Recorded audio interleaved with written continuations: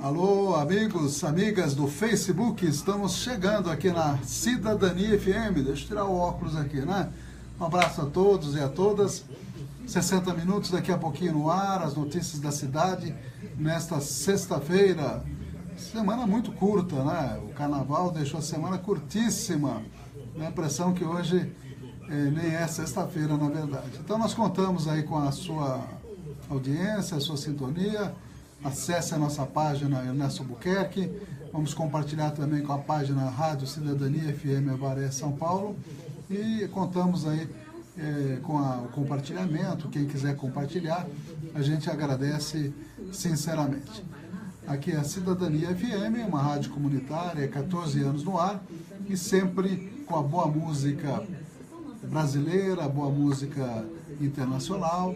Temos aí a boa música instrumental, temos sertanejo raiz, temos a música clássica aos domingos, enfim, uma programação muito variada aqui. Você que ainda não conhece, é interessante você conhecer.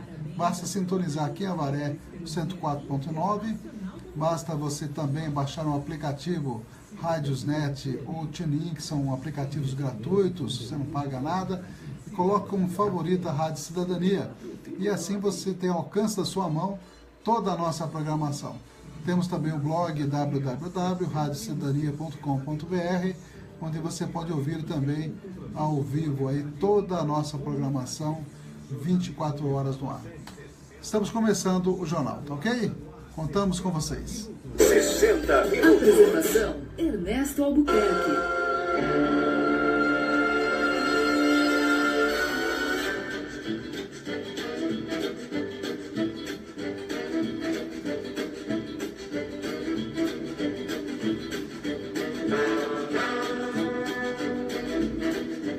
13 horas e 7 minutos, muito boa tarde, estamos chegando nesse dia 3 de março, aqui nos estúdios da Cidadania FM 104.9, também no seu celular, através dos aplicativos TuneIn e Rádiosnet. Você baixa gratuitamente esses aplicativos e tem ao alcance da sua mão a programação 24 horas da Cidadania FM. Também no nosso blog www.radiocidadania.com.br. Você ouve a rádio ao vivo, além de navegar no nosso blog, que está muito legal. Assim você acompanha também através do Facebook vários programas, o programa de esporte, o programa Mistura de Sábado do nosso amigo Guma e também o nosso programa de domingo. Você também acompanha ao vivo, além do jornal. E domingo estaremos aqui, apesar de toda a criançada, viu, Titonelli, vir nos visitar, né? Os 3 filhotes estarão aí, estaremos domingo aqui fazendo o programa ao vivo, as músicas que fizeram a minha, a sua, a nossa cabeça. Obrigado aos amigos como a Zé e Ana Carolina, né? Também a Nilza dos Santos, já acessando a nossa página. Podem compartilhar se quiserem. Um abraço a todos e vamos aos destaques da edição de hoje.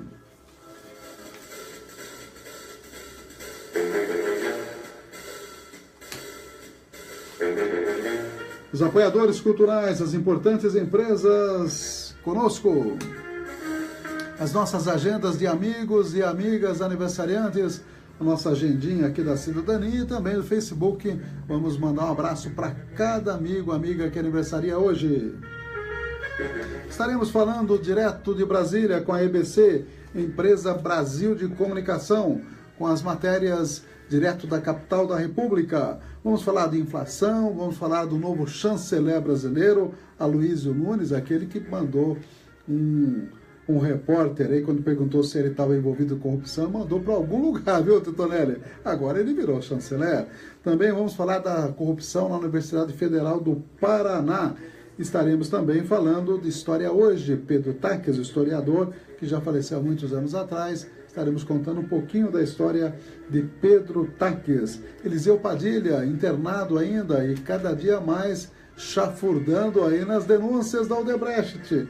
Também temos a informação que a Aécio Neves, segundo Marcelo Odebrecht, pediu 15 milhões e boa parte por fora, né? Mas não está na primeira página dos jornais, só nas páginas internas. Interessante, né?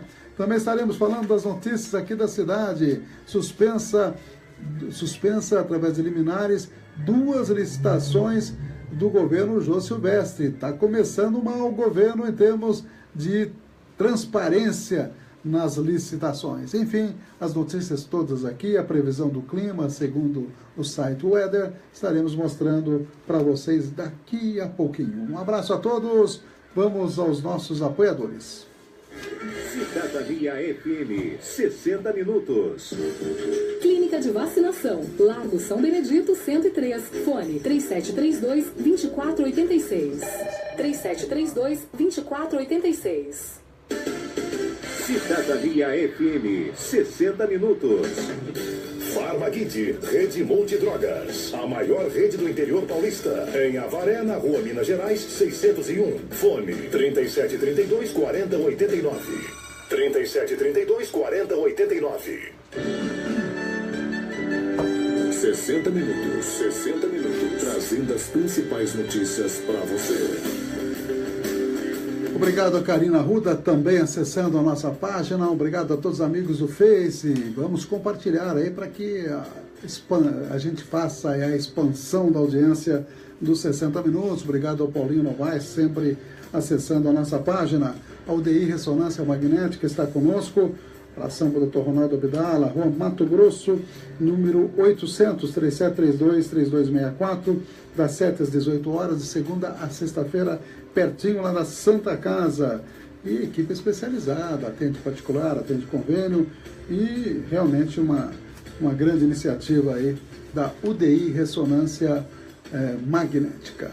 Obrigado a Nilza, que está mandando aí um abraço para o Andrei, para a Carla e Daniela.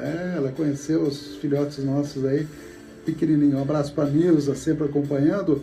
E o Paulinho Novaes dizendo que está na escuta, né, doutor? É isso aí. Um abração para o Paulinho Novaes. E o Andrei, que está fazendo aniversário domingo, hein? Meu caçula aí aniversariando. E todo mundo vindo para casa do papai e vovô, né? E os netos também estarão aí. Um abraço para eles que também estão acompanhando. NT Chaveiros com a gente, Paranapanema 263, 997-61-1501, o telefone 24 horas do Nelson. Tem chave codificada para auto, abertura residencial. E quando encrenca a chave de qualquer porta, hein, Titonelli? Dá um desespero. Imagina à noite, né? De repente você vai entrar. Aquele cidadão que vem do boteco, né? Imagina então, perde a chave e não consegue entrar em casa. Não é o nosso caso, nem meu, nem do Titonelli, com certeza, né? Então a gente, imagina, é só ligar para o Nelson, agora precisa estar ligeiramente só para achar o número, né? Senão já fica com dificuldade. Vamos mandar um abraço para quem aniversaria hoje? Vamos lá, né? Hoje é dia 13 de março, nós temos a Regina aniversariando hoje. A Regina e o Mário Aparecido, que é aniversário de casamento. E também seria aniversário hoje de um ex-colaborador nosso que já faleceu, né? O J. França, viu, Titonelli? O J. França, grande locutor, locutor sertanejo. E também uma outra pessoa aqui que eu acho que já faleceu também, que era ouvinte nossa. E essa agenda aqui, de repente a gente olha e a gente vê muitos amigos que se foram, na verdade. O Marcelo Sabuguinho de Castro está fazendo aniversário hoje. Um abraço para o Sabuguinho, o famoso Sabuguinho. Também trabalhou aqui na rádio um certo período aí. A Paula Faria, o Anderson Popô, Lucas Mota, que era secretário também trabalhou aqui na rádio. Olha quanta gente, hein? O Lucas fez programa aqui também. Foi secretário da comunicação do Poio. O Danilo Santos, o Everton Rodrigues de Matos, a Josi Oliveira, Isabela Soares, também a empresa Colchões e Cia aí, companhia, né? Também fazendo aniversário hoje. Eu queria, no comecinho do programa, na verdade, algo que aconteceu ontem e infelizmente nós ficamos sabendo tardiamente. Eu estou me referindo ao falecimento do meu colega de profissão, pediatra, grande figura humana, que é o Dr. Geraldo Lute, viu, Titonelli? Faleceu ontem, antes de ontem, na verdade, foi sepultado às 11 horas da manhã.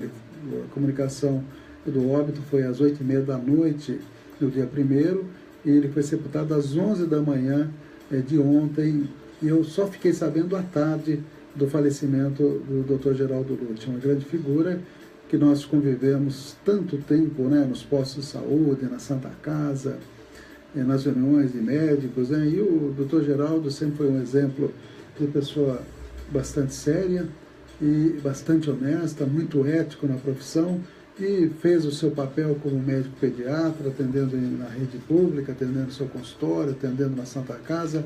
Eu me recordo que quando eu cheguei aqui em 1978 como profissional pediatra, cheguei exatamente, sei até a data, 18 de maio de 1978, quando eu voltei para Avaré, assim, com mala e cuia, né? Com 2 filhas, viu, Titonelli? Não tinha o caçula ainda, com vários gatinhos, viu? Bem menos do que eu tenho hoje, e uma cachorrinha. E a Diná, né? Nós éramos num Fusca.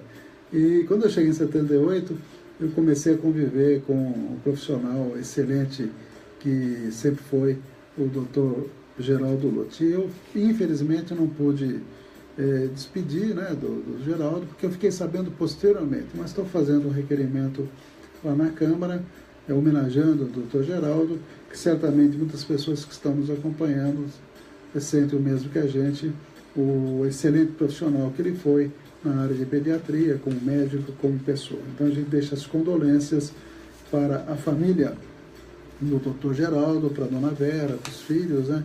E, enfim, fica a saudade e a certeza da parte dele do dever cumprido. São 13 horas e 17 minutos, tempo nublado hoje, aqui na Estância Turística de Avaré. À noite também vai predominar o tempo nublado, máxima de 26 graus, mínima de 20 graus, segundo o site Weather. O sol nascendo às 6 horas e 12 minutos e se pondo às 18 horas e 42 minutos. Há 40% de possibilidade de chuva, umidade 73%, índice de ultravioleta 9%, velocidade do vento, aliás, visibilidade, melhor dizendo, 14,5 quilômetros.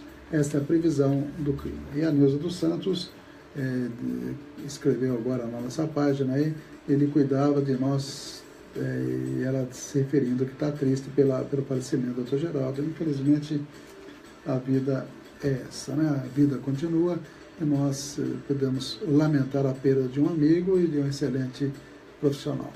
E continuamos com as notícias aqui da cidade. Após fechamento, a agência do Banco do Brasil fica lotada em Avaré, está no Avaré urgente, até comentamos ontem. E com relação ao carnaval da cidade, antes disso o Banco do Brasil fechou a agência do Largo São João, infelizmente agora só uma agência em Avaré, e era previsto que ia ter essa enchente de gente, principalmente após o fechamento no carnaval, e acaba acumulando.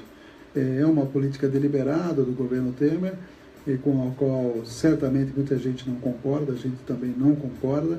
Há um enxugamento aí das agências, 402 agências serão fechadas, alguns vão virar postos de atendimento, algumas superintendências regionais também serão fechadas, e dessa maneira a chamada política neoliberal, assim como tantas outras medidas que o governo está tomando, aproveitando a maioria qualificada que tem de apoiadores do Congresso, está passando tudo como um verdadeiro rolo compressor. Se isso é bom para o país ou não, com certeza o tempo vai dizer. Eu tenho a impressão, não só a impressão, como a certeza, de que muita coisa e muitas reformas que estão fazendo tem um viés contra o trabalhador, com certeza, né? Então, a gente tem muita preocupação com essas políticas implementadas pelo governo Temer e a corrupção campeando solta dentro do governo. E eu não vejo as pessoas indignadas com isso. Antes, qualquer coisa que acontecia, saíam batendo panela, vestindo verde e amarelo, e a gente sabe que toda aquela movimentação havia até recursos do exterior aí para financiar grupos como o Movimento Brasil Livre, e agora estão caladinhos, né? Interessante, né? Vamos ver qual vai ser o final dessa novela. Um abraço para a Marisa Dickler, que está sugerindo aqui que faça comentários sobre o abuso que ocorre nas praias da represa quanto à presença de quadriciclos e caminhonetes. Tem mais alguma coisinha? Deixa eu abrir a minha página, não consigo ver todo o texto da Marisa. Realmente essa questão do quadriciclo é um absurdo, né? Já houve e tem crianças muitas vezes, não sei se ainda continua assim, eu não tenho ido habitualmente à represa ultimamente, estou fugindo um pouco do sol, viu, Titonelli? Mas aqui dizendo o seguinte: é importante comentar sobre o abuso que ocorre nas praias da represa quanto à presença de quadriciclos, caminhonetes e até caminhão nas areias das praias ali, proibido por lei municipal. E também crianças usando veículos automotores, colocando em risco a vida das próprias crianças e dos usuários dos condomínios e praias. Eu acho que realmente é absurdo isso. No condomínio onde eu tenho uma casinha lá, do lado de Itaí, existe isso lá, naturalmente, a Prefeitura de Itaí que tem que tomar as devidas providências, a própria polícia, né? E isso é absurdo, os pais permitirem que crianças menores andem naqueles quadriciclos e passando assim impunemente na praia, prejudicando as pessoas que estão ali no seu lazer, né? Com risco de atropelar criança, animais e tudo mais. Além de poluir, né? A gasolina ficando na areia, é um absurdo isso, né? Isso teria que ser tomado uma atitude bastante drástica por parte da polícia. Eu acho que a polícia teria autoridade e haver uma proibição expressa mesmo dos municípios onde tem banhados aí pela represa. Então tá aí, a opinião da gente é essa. Um abraço para a Marisa, que sempre nos acompanha, e um abraço também para o Robson Merlin, que está acessando a nossa página. E quem mais aqui? Só localizando aqui, a Michele também, a Nilza eu já falei, o Marquinhos Beno, o Oswaldo, a Andy Liz, o Glaucio Costa e a Elisângela Fontes, além do Paulinho Novaes. Um abraço para todos os amigos. Quem quiser compartilhar, pode compartilhar. Mário Escuro também, sempre acompanhando o nosso trabalho. Um abraço a todos e vamos direto a Brasília, falando de inflação e de mais informações no bloco de notícias Nacional Informando. Nacional Informa. O Brasil interligado pela notícia. Polícia Federal deflagra nova fase da operação que investiga desvios de recursos da Universidade Federal do Paraná. Mancha Alviverde suspende atividades após assassinato de fundador. Nacional Informa. Um serviço do radiojornalismo da EBC, Empresa Brasil de Comunicação. Polícia Federal deflagra nova fase da operação que investiga desvios de recursos da Universidade Federal do Paraná. Os detalhes com o repórter Daniele Soares. Daniele, bom dia. Bom dia, Márcia. A Polícia Federal deflagrou hoje a segunda fase da Operação Research, que investiga desvios de dinheiro na Universidade Federal do Paraná. São cumpridos 19 mandados judiciais, sendo 5 de prisão temporária, 6 de busca e apreensão e 8 de condução coercitiva, quando a pessoa é levada para prestar depoimento. A ação acontece nas cidades de Curitiba, Campo Grande, Mato Grosso do Sul, Sorocaba, em São Paulo, e Erechim, no Rio Grande do Sul. A Polícia Federal investiga um suposto núcleo de pessoas que agiriam com a intenção de desviar dinheiro de bolsas estudantis na universidade, em parceria com 2 servidoras públicas da instituição. Essas funcionárias já foram presas preventivamente na primeira fase da operação, deflagrada em dezembro do ano passado. Agora também são cumpridos mandados de condução coercitiva contra 3 supostos bolsistas que teriam se beneficiado do esquema. De Brasília, Daniele Soares. A torcida Mancha Alviverde, a antiga Mancha Verde do Palmeiras, vai suspender as atividades após o assassinato de seu fundador. De São Paulo, o repórter Guilherme Jerônimo tem os detalhes. Bom dia, Guilherme, é com você. Bom dia, Márcia, bom dia, ouvintes. Moacir Bianchi, um dos fundadores da torcida organizada Mancha Alviverde, que é ligada ao Palmeiras, foi morto a tiros na zona sul de São Paulo. Seu corpo foi encontrado nessa madrugada, no bairro do Ipiranga. Informações preliminares indicam uma execução, com participação de assassinos em ao menos 2 carros e mais de 20 tiros disparados. O crime é investigado pelo Departamento Estadual de Homicídios e de Proteção à Pessoa. A Mancha foi fundada em 1981, a partir da torcida Inferno Verde e outros, e declarou hoje que vai encerrar suas atividades, em meio a diversos problemas que vem passando e abalada pela morte de Bianchi. A escola de samba Mancha Verde, que faz parte do Grupo Especial do Carnaval de São Paulo, manterá suas atividades. São Paulo, Guilherme Jerônimo. Obrigada, Guilherme. A inflação medida pelo Índice de Preço ao Consumidor Semanal caiu em 6 das 7 capitais pesquisadas pela Fundação Getúlio Vargas entre a terceira e a última semana de fevereiro. A única capital com alta na taxa foi Salvador, 0,09 ponto percentual, ao subir de 0,55% na terceira semana para 0,64% na última semana. Edição Paulo de Castro. Apresentação Márcia Dias. Trabalhos técnicos Carlos Moraes. Nacional informa. O Brasil interligado pela notícia. Uma produção da EBC, Empresa Brasil de Comunicação. Distribuição Rádio Agência Nacional. Notícias com credibilidade. Jornal 60 Minutos, com Ernesto Albuquerque. 13 horas e 26 minutos. Ex-prefeito é preso por descontar a previdência dos funcionários e não repassar. Atenção, prefeitos e ex-prefeitos aí. Isso não aconteceu aqui em Avaré, não. É em Buri. Buri não fica tão longe aqui de Avaré, não. O ex-prefeito de Buri, que fica a 140 quilômetros daqui, Jorge Loureiro, foi preso no dia 3, hoje, portanto, após ser condenado pela Justiça, em segunda instância, pelo crime de apropriação indébita previdenciária. O mandado de prisão foi expedido na quarta-feira, dia 1º, e Jorge foi encontrado em sua casa na Vila Sênior, em Buri. Jorge Loureiro foi prefeito daquela cidade, Buri, entre 2004 e 2008. De acordo com a Polícia Civil, ele é suspeito de descontar o valor da Previdência Social de 12 funcionários públicos e não repassar para a União.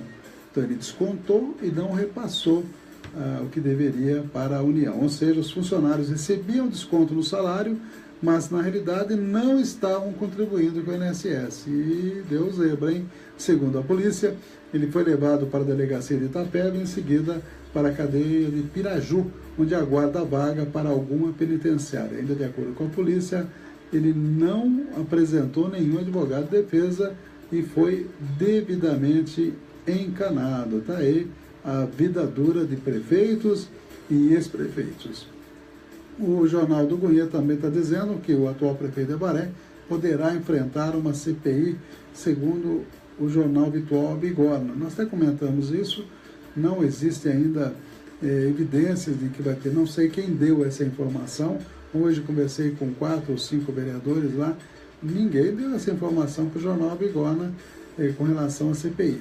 Isso não quer dizer que quando houver motivo possa ser feito, né? Na verdade é que no momento não há evidência de necessidade de uma CPI. Ao contrário do comecinho do governo do Poio Novaes, que vereadores daquela ocasião foram irresponsáveis quando indicaram a CPI do Cascalho. Lembra disso? O que deu? Não deu nada. E não havia motivo para ter uma CPI. E na época nós dissemos isso, que não havia necessidade de fazer uma investigação tipo CPI. Tanto a gente estava correto que não houve absolutamente nenhum problema para o Poio Novaes com relação à questão da CPI do Cascalho. Foi uma iniciativa de alguns vereadores na época que acabaram gastando dinheiro, perdendo tempo e prejudicando as pessoas que precisavam de Cascalho. A Avaré está com risco de perder poupa-tempo. Tem uma pessoa que falou comigo hoje e falou uma coisa interessante. Foram gastos R$77 mil para contratar uma banda para o carnaval, que, segundo a maioria das pessoas que eu vi, foi de baixa frequência de pessoas. Poucas pessoas prestigiaram o carnaval, talvez 900 mil pessoas, né?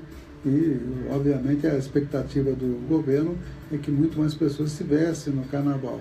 Até soltaram uma nota dizendo que foi uma maravilha o carnaval, essa coisa toda, mas não é consenso isso não. Parece que a frequência foi muito abaixo da expectativa, teve inclusive uma matinê que tinha 30 pessoas, segundo informações ditas por várias pessoas. Então, a banda Fruto Primeiro foi contratada por R$77 mil. Tinha bandas aqui na cidade e com certeza faria por R$20 mil, né, incompetentes.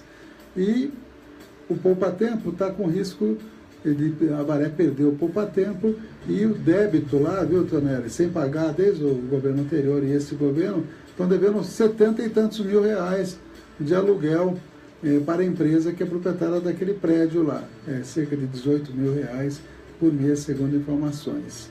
E daria certinho o valor da banda, viu? Mas preferiram fazer o carnaval.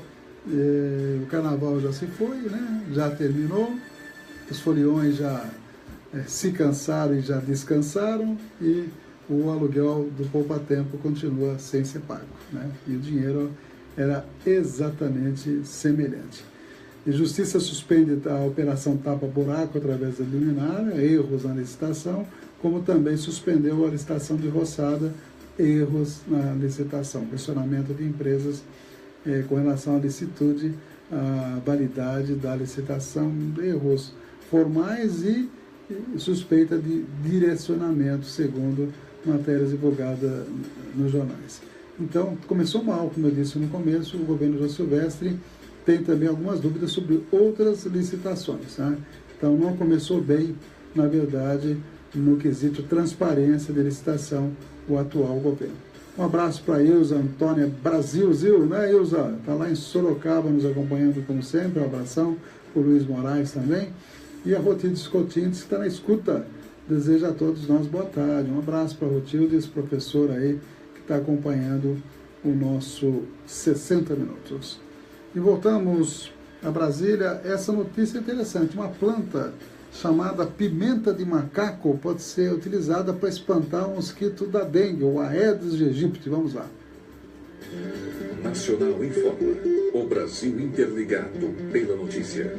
Carros alegóricos passarão por nova vistoria antes do desfile das campeãs do Rio. O horário de verão gerou economia de 159 milhões de reais, com redução do uso de térmicas. Nacional informa. Um serviço do radiojornalismo da EBC, Empresa Brasil de Comunicação. O Ministério Público do Estado do Rio de Janeiro definiu as medidas emergenciais para o reforço da segurança do desfile das campeãs no próximo sábado no Sambódromo. A ação quer evitar a repetição de acidentes com carros alegóricos das escolas de samba, como os que ocorreram com a Paraíso do Tuiuti e Unidos da Tijuca. Entre as medidas está a realização de novas vistorias em todos os carros alegóricos que passarão pela avenida. O horário de verão deste ano gerou economia de mais de 159 milhões de reais. Isso porque houve redução do acionamento de usinas térmicas durante o período de vigência da medida. O número é maior do que o previsto pelo governo, que esperava uma economia de 147 milhões de reais, mas ficou abaixo do resultado do ano passado, quando o total chegou a 162 milhões de reais. Segundo o Operador Nacional do Sistema Elétrico, no Sistema Sul, houve uma redução de 4,3% na demanda no horário de pico. O jornal francês levanta suspeitas sobre a escolha do Rio de Janeiro como sede das Olimpíadas de 2016. As informações com Márcia Bechara. A grande notícia de hoje é que o diário francês Le Monde revelou suspeitas de corrupção na escolha do Rio de Janeiro como sede dos Jogos Olímpicos de 2016.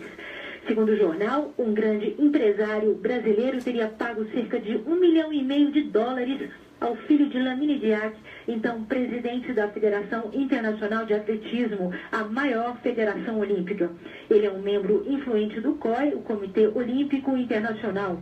O depósito teria sido feito no dia 29 de setembro de 2009, 3 dias antes da escolha da capital carioca como sede das Olimpíadas. Le Monde afirma que possui informações de que a justiça francesa disponha de elementos concretos que colocam em xeque a integridade do processo de escolha do Rio de Janeiro como sede dos Jogos de 2016.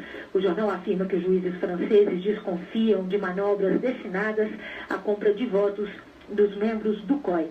As investigações sobre o caso começaram em dezembro de 2015. A partir de 1º de julho, todo jovem sueco nascido após 1999 será convocado para servir as Forças Armadas. O governo aponta os conflitos da Rússia como uma das razões para a medida. Há 7 anos, o serviço militar se tornou voluntário na Suécia, país que há 200 anos não enfrenta um conflito armado em seu território. O motivo são as graves mudanças no cenário internacional. Edição Paulo de Castro, apresentação Márcia Dias, trabalhos técnicos Carlos Moraes. Nacional informa. O Brasil interligado pela notícia.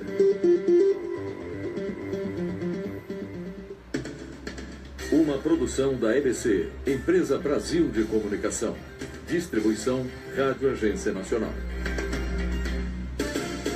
Cidadania FM, 60 minutos. Piper adunco, popularmente conhecida como pimenta de macaco, jaborandi do mato ou aperta-ruão, é encontrada na região amazônica e usada pelos povos tradicionais como um antisséptico para o tratamento de hemorragias e úlceras. O vegetal é rico em dilapiol, um composto com efeito pesticida e inseticida, que foi estudado a fundo pela pesquisadora amazonense Ana Cristina da Silva. Durante o doutorado, ela desenvolveu uma tese com base nos potenciais da planta para a eliminação de insetos.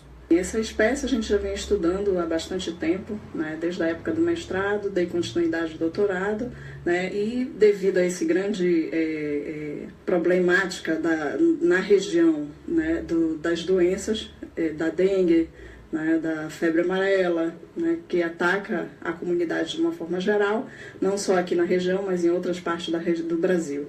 E a gente deu continuidade a esse projeto, mais focando na parte de repelência, né, na ação aduticida, na ação larvicida, justamente para controle desses vetores na região. Os experimentos feitos nos laboratórios do INPA, o Instituto Nacional de Pesquisas da Amazônia, resultaram em 15 substâncias, que depois deram origem a sabonetes, óleo, spray e até uma vela.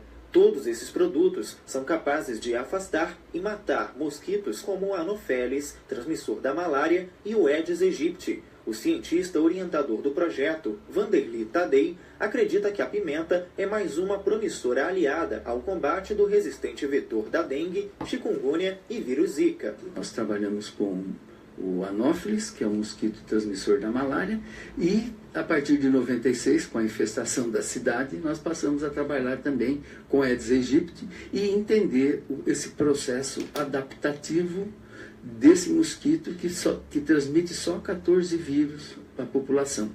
Então, realmente, a gente tem que abrir os olhos e verificar quais são os mecanismos que nós podemos introduzir no processo de tal forma que evite o contato homem-vetor. Por ser um elemento natural, o dilapiol tem impacto menor ao meio ambiente e já é usado para o controle de pragas na Índia, Europa e nos Estados Unidos.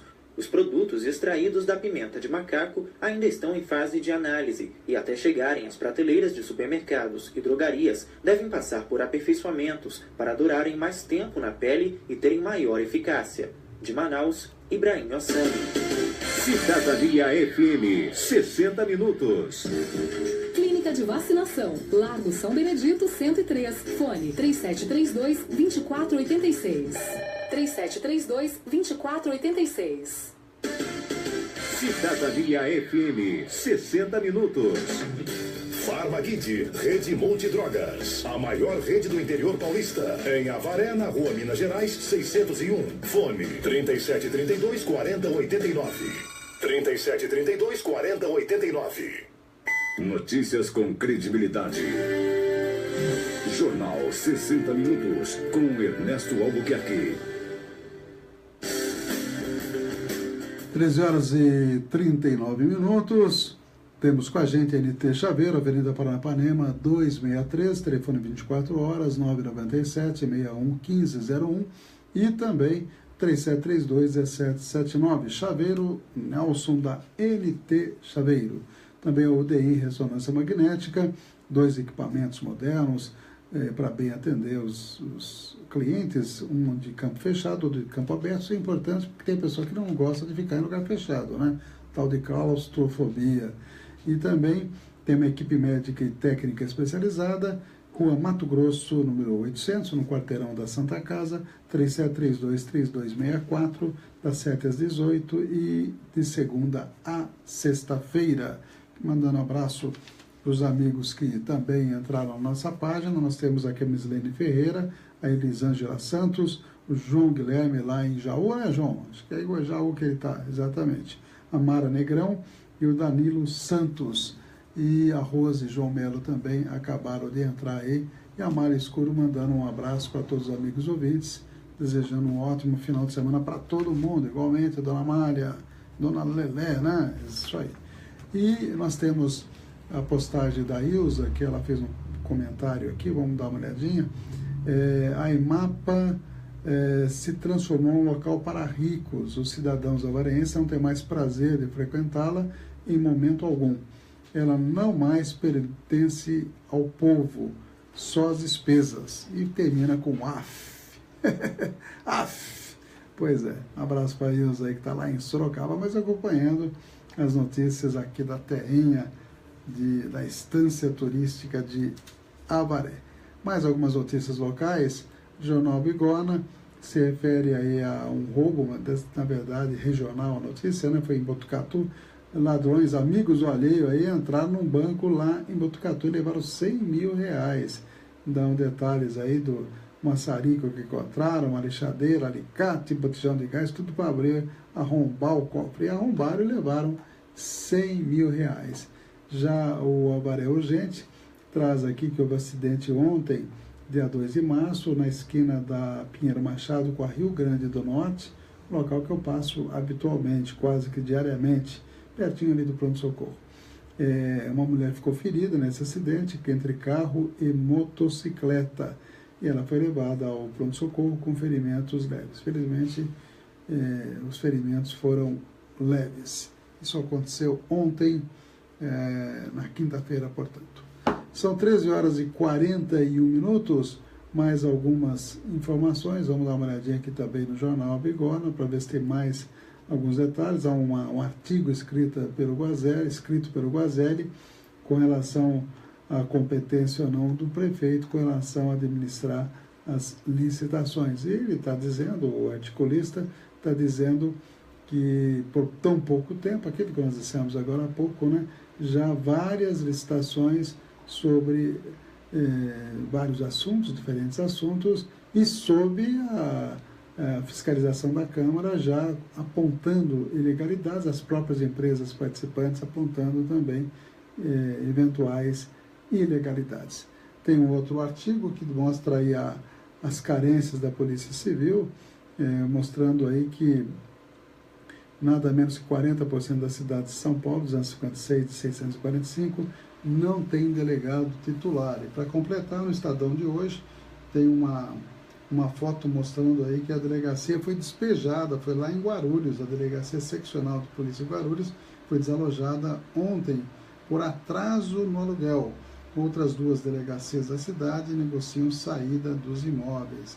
Que situação, responsabilidade, tem até um artigo aqui no Estado de São Paulo, falando das carências da Polícia Civil, dizendo que é responsabilidade do governo Alckmin, do governo do Estado, dos diferentes governos, no caso, estaduais, uma sequência de governos que o PSDB já manda aqui há mais de 20 anos no Estado de São Paulo. Então, tem toda a responsabilidade por essa situação complicada da polícia, especialmente da Polícia Civil.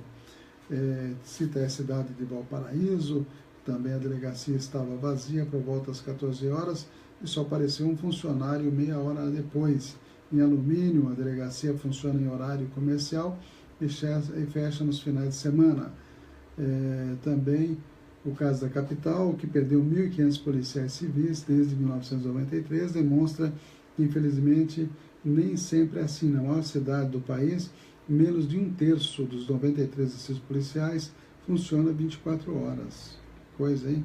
Então, fazendo uma radiografia aí das carências da Polícia Civil, essa matéria está na página 3 aí do jornal O Estado de São Paulo.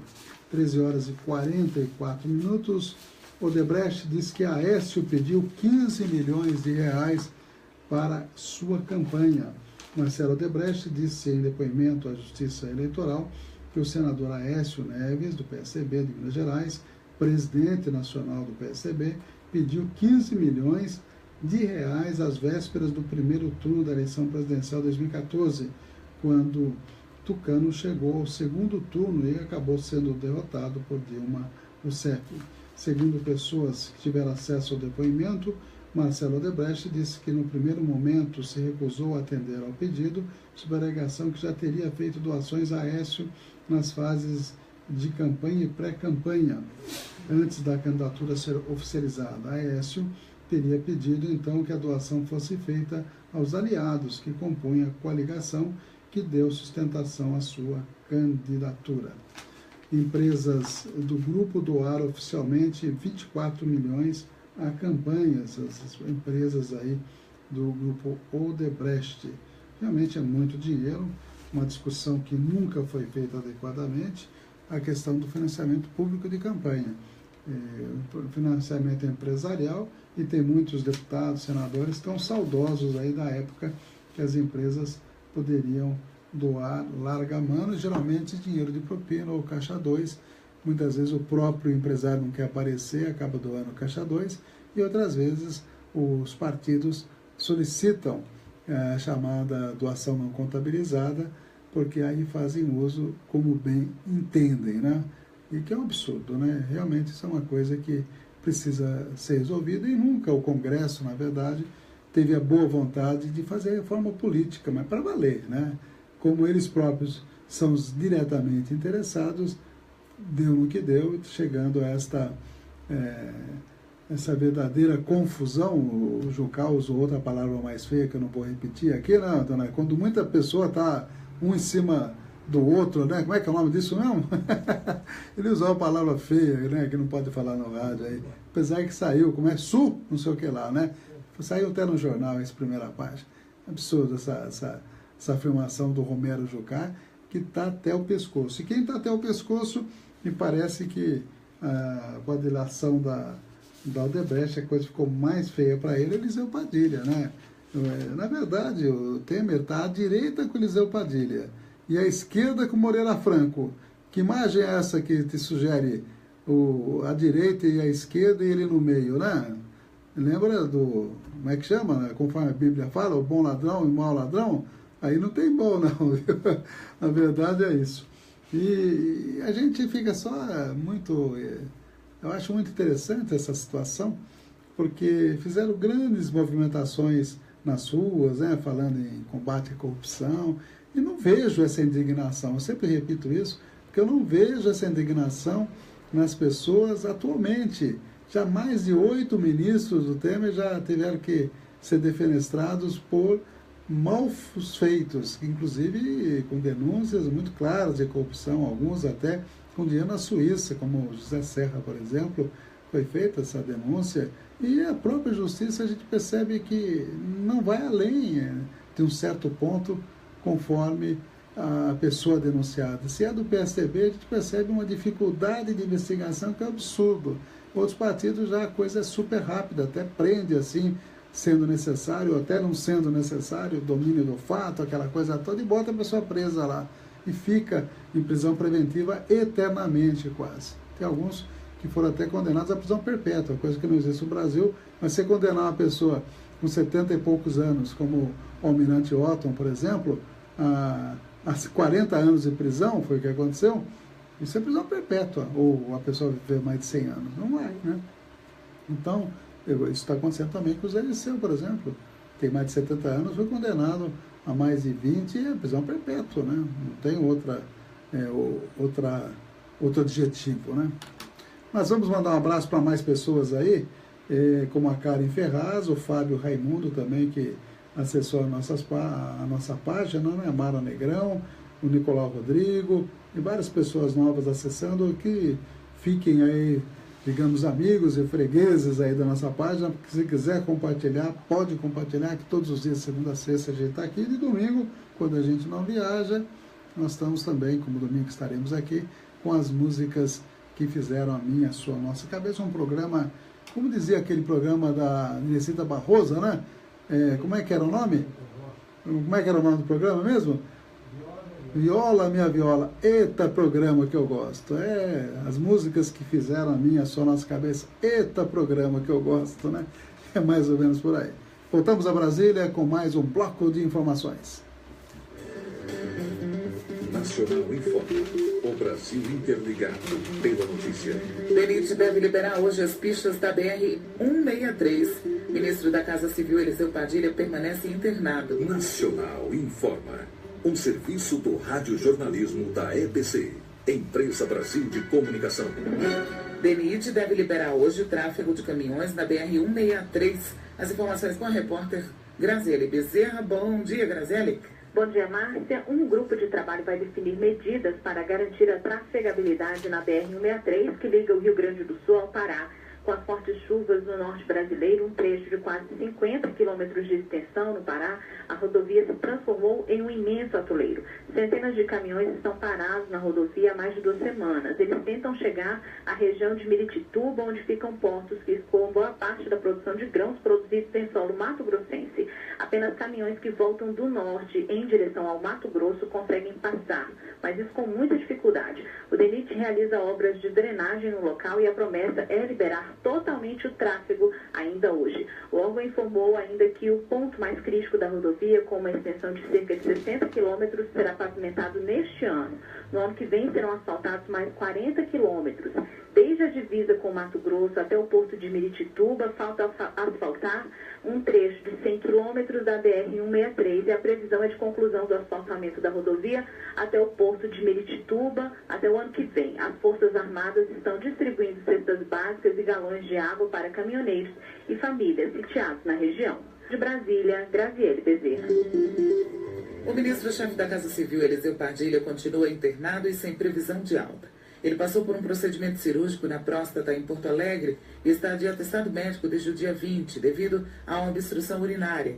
Apesar de não haver previsão de alta, assessores do ministro informaram que ele está se sentindo bem e que pretende retornar ao trabalho no dia 6, caso seja liberado pelos médicos. Um programa cubano para tratar esclerose múltipla, uma doença que ataca o sistema nervoso, tem tido bons resultados. Segundo especialistas, o programa utiliza um procedimento único projetado em Cuba para combater a doença na província central de Santi Espíritos e agora será estendido a outros centros de saúde cubanos. De acordo com o principal pesquisador do projeto, o tratamento tem como público pacientes em estágios avançados de esclerose múltipla. Edição Paulo de Castro, apresentação Márcia Dias, trabalhos técnicos Carlos Moraes. Nacional informa. O Brasil interligado pela notícia. Uma produção da EBC, Empresa Brasil de Comunicação. Distribuição Rádio Agência Nacional. Cidadania FM, 60 minutos. Clínica de Vacinação, Largo São Benedito 103, fone 3732-2486. 3732-2486. Cidadania FM, 60 minutos. Farmagid, Rede Multidrogas, a maior rede do interior paulista. Em Avaré, na Rua Minas Gerais, 601. Fone 3732-4089. 3732-4089. Você está ouvindo 60 Minutos. Jornalismo com credibilidade. 13 horas 53 minutos. O DEI Ressonância Magnética conosco. Mato Grosso, número 800, 3732-3264, pertinho da Santa Casa, das 7 às 18 horas, sempre de segunda a sexta-feira. NT Chaveiros conosco também, 24 horas aí à sua disposição, 997-611501, Avenida Paranapanema, 263-3732-1779. Um abraço para a professora Malê Maria Helena Picalho, um abração aí, obrigado pela audiência. Deixa eu dar uma olhadinha aqui, dia 18 de março, nós teremos a comemoração ali na Escola Matilde Vieira, das 10 às 16 horas, do Dia Internacional da Síndrome de Down, que na verdade, é 21 de março, todos os anos é comemorado, e muitas atividades são feitas nesse dia em todo o mundo. Aqui em Avaré será dia 18 de março, para coincidir aí com o final de semana na Escola Matilde Vieira. Um abraço aí para todos os amigos que militam nessa causa, né? Com certeza. E tem a foto aqui do Francisco Alberto, do lado de um cachorro bonito, hein, o Francisco Alberto? É isso aí. Um abraço para o Rodrigo Paixão, né? E para a Marli também, que é a mãe do pai e mãe do nosso amiguinho aí, o Francisco Alberto. Todo mundo está convidado aí à participação da FREA, Secretaria Municipal das Pessoas com Deficiência, Coral de Libras, Dança e Música, um dia de reflexão sobre a inclusão. Pois é, vamos em frente, daqui a pouquinho, História Hoje, para encerrar os 60 minutos. O governo vai desacelerar a reforma tributária. Não é porque o governo resolveu fazer isso, é porque ele não tem condições de tocar 3 reformas, a tributária, a previdenciária e a trabalhista. Vão focalizar mais a trabalhista e previdenciária e deixar a tributária para uma outra oportunidade. Principalmente começaram a falar na volta da CPMF. Esse foi um dos motivos para dar uma paradinha, dar um stop aí. E também uma notinha que eu estava vendo aqui interessante, um deputado comentando sobre José Yunes, que é o principal amigo do presidente Michel Temer. Ele está dizendo assim, um deputado falou sobre José Yunes o seguinte: José Yunes dizer ao Ministério Público que recebeu um pacote do operador Lúcio Funaro. Palavras do deputado: ele jogou um cesto de pedras para cima, mas não vai conseguir sair de baixo. Vamos ver se é isso mesmo. Ele jogou bastante pedra em cima do amigo dele de 60 anos, que é o Michel Temer, né? A história do Eliseu Padilha, embora a imprensa tente focalizar apenas o Eliseu Padilha, a grande imprensa, mas isso afeta diretamente o presidente Michel Temer. Eu queria só mandar um abraço final para todos os amigos que muita gente acessou a nossa página, até vai ficar gravado aí no Facebook, mais pessoas podem assistir ao programa também. A Marisa Dickler, a Michele Scromov, a Nisa dos Santos, o Marquinhos Beno, o Oswaldo Tonelli, a Andy Lisa, a Ilza, a Antônia Brasil, a Mara Escuro, Tiago Justo, Glaucio Costa, Karen Ferraz, Fábio Raimundo, Nicolau Rodrigo, Danilo Santos, Mara Negrão, João Guilherme, Robson Merlin, a Elisângela Fortes, a Rotilde Escotinho, o Paulinho Novaes, a Mara Escuro, a Maria Helena Picalho e mais pessoas também. Tem aqui a Mislene Ferreira também, que não está ali na relação, a Elisângela Santos, são os amigos que acessaram aí a nossa página, ok? Um abraço a todos. Eu vou deixar aí um pouquinho de história para vocês. História hoje falando do historiador Pedro Taques. Nós vamos ficar sabendo, quem não sabe, quem foi Pedro Taques. Um abraço a todos. Domingo às 10 horas da manhã estarei aqui junto com o Tonelli, junto com o Cláudio, para a apresentação dos 60 minutos. Opa, as músicas que fizeram a minha, a sua, a nossa cabeça. Programa gostoso. Eita, programa que eu gosto. Um abraço a todos. No dia 3 de março de 1777, morria o historiador paulista Pedro Taques de Almeida Paes Leme. Ele é apontado como um dos mais importantes genealogistas brasileiros. Pedro Taques nasceu na cidade de São Paulo em junho de 1714 e teve ao menos 2 antepassados conhecidos. Era sobrinho neto do bandeirante paulista Fernão Dias Paes Leme, apelidado de Caçador de Esmeraldas. Também era tetraneto de Brás Cubas, o explorador português que fundou a Vila de Santos. Pouco se sabe sobre sua infância. Estudou no Colégio dos Jesuítas em São Paulo, era mestre em artes e falava francês.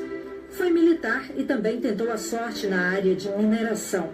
Em 1755, aos 41 anos, Pedro Taques foi para Portugal tentar publicar o trabalho mais importante de sua vida, chamado Nobiliarquia Paulistana, Histórica e Genealógica, escrito sobre a origem das famílias dos primeiros povoadores de São Paulo e de outras regiões do Sudeste e do Sul do Brasil.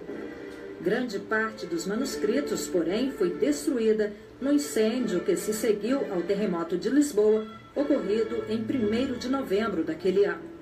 Com a perda do trabalho e sem nenhum bem material, Pedro Taques ficou gravemente doente por vários meses. Há registros de que alguns anos depois, ele também sofreu o extravio de outros trabalhos já escritos e ainda perdas materiais.